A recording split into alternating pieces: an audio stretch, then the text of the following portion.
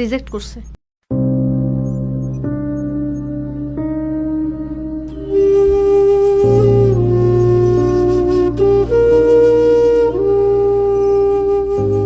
তোমার প্রজেক্টের কি খবর? আসসালামু স্যার। ওয়ালাইকুম আসসালাম। এত কষ্ট করে একটা রোবট বানালাম, কোনো ফান্ডিংই পাচ্ছি না।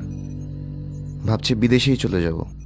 বিদেশ যাওয়ার আগে তোমার মতো উদ্ভাবকদের জন্য বিএনপির পরিকল্পনা দেখো।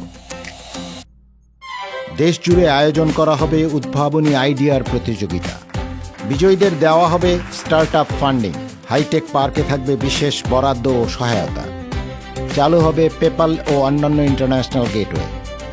ফান্ডিং যদি দেশে পাই তাহলে আর বিদেশে কেন যাব? হ্যাঁ, আমি দেশেই থাকবো নিশ্চয়। এবং বিএনপিকেই ভোট দেব। মেধা পাচার রোধে এবং তারুণ্যের স্বপ্ন পূরণে ভোট দিন ধানের শীষে। ভোট দিব কিসে ধানের শীষে।